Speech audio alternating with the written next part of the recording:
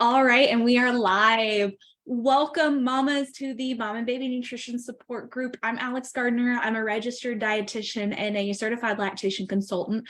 And what I do is I help mamas, whether they're preconception, they're pregnant, they're postpartum, wherever they are in their journey, I help them nourish their bodies so that they can have more energy, deliver a healthy little one, and recover faster postpartum. And if you're new to this group, we go live every single week to discuss a topic that I usually get a lot of questions about. So I can go into it a little bit more in depth, and hopefully you can better understand it a little bit more. So today we're really going to be talking about how stress affects breast milk supply.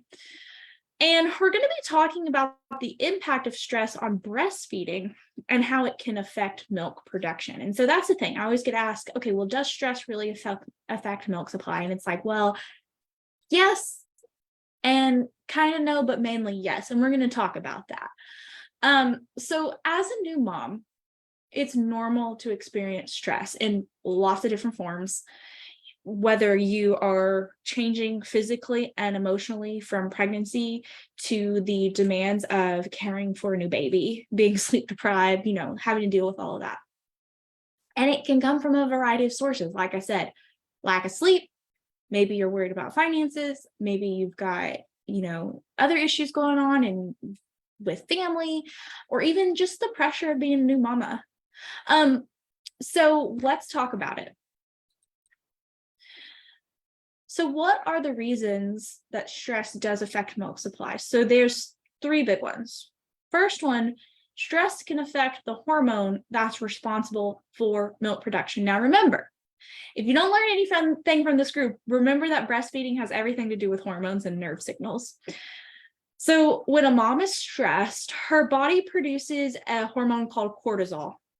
Cortisol is known as the stress hormone. You've probably heard of this before. It's pretty bougie right now. People are all talking about cortisol. And what this does is it actually can suppress prolactin and oxytocin, which are milk-making hormones. Prolactin is the hormone that's responsible for stimulating the growth of the milk-producing cells in the breast, while oxytocin is the one that's responsible for actually releasing the milk from the breast. So when cortisol levels are high, the other ones start to go low, all right? And that can reduce your milk supply just from hormones. Another thing, stress can make it more difficult for mamas to relax and let down her milk. So when we talk about let down, it's the process of milk flowing from breast to baby. Now, it's triggered, remember, by the release of oxytocin, but one, stress makes it harder for that hormone to regulate because you've got higher levels of cortisol. But also, it can just make it harder for you to relax in general, which can cause a delay in feeding, which then can further affect the breast milk supply. Now, remember, I have another video called The Secret to Your Milk Supply. And in that, we talk about supply and demand, which means every time you empty your breast of milk, every time you stimulate the nipple, stretch the nipple by feeding your baby, it sends a nerve signal to your brain, which releases those hormones to produce more milk. Now, the opposite is true. If you go long periods of time between feedings or between pumpings or nursings, it sends that signal to your brain that says, hey, we're not using all this milk. We don't need to make as much next time. So it's a perpetual cycle of making less milk. So if you're stressed, you got decreased milk making hormones, you tend to go longer between pumping sessions. Therefore, you're decreasing the amount of times you're emptying your breast or you're stimulating the nipple. Vicious cycle. Okay. But, it's important to remember that some moms may be more affected by stress than others. Some moms may not experience any changes in their breast milk supply, while others may see a pretty significant decrease. Okay, so that was the sad stuff. Now, what can you actually do about it?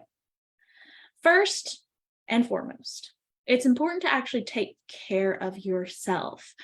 So I really hate how our culture, okay, I don't hate it, but one thing I don't appreciate is that once mom has baby, like, okay, I heard this analogy.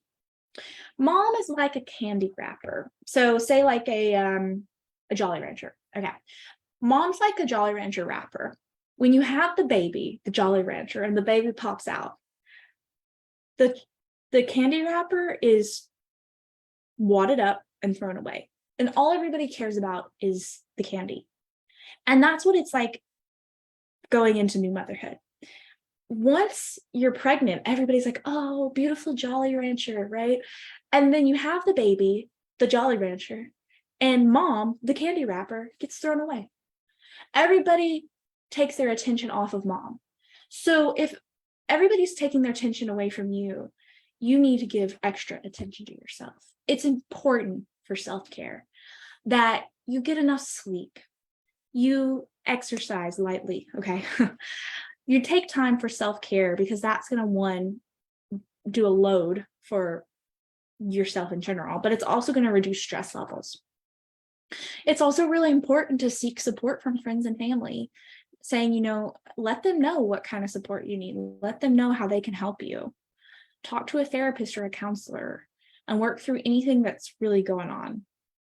Now, if you're seeing a decrease in milk supply due to stress, it's, one, important to talk with a lactation consultant or your healthcare provider, because they can provide you with support and guidance on how to increase your milk supply. They may recommend methods such as, remember what I said, everything's about supply and demand, nerve signals and hormones. So they may recommend that you increase the frequency of breastfeeding using a pump, or nursing, or hand expressing. You know, talk with your loved ones, tell them the support that you need, talk with those in the medical community, tell them what you're going through, advocate for yourself. And it's also important to remember that breastfeeding is a journey. It's a journey, okay? Every mom is different. You could have 10 kids, and every baby, every pregnancy, every breastfeeding journey is going to be different.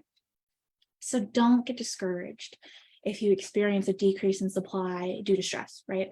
With the right support, you can overcome it and continue to breastfeed your little one. And then really, breast milk is not just about, you know, the quality or the quantity you're providing, it's also the quality of the milk.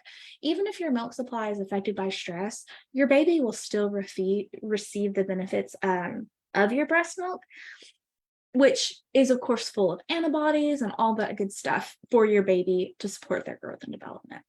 So if you're watching live and you have any questions about this, please feel free to post those in the chat, and I'll be happy to answer those.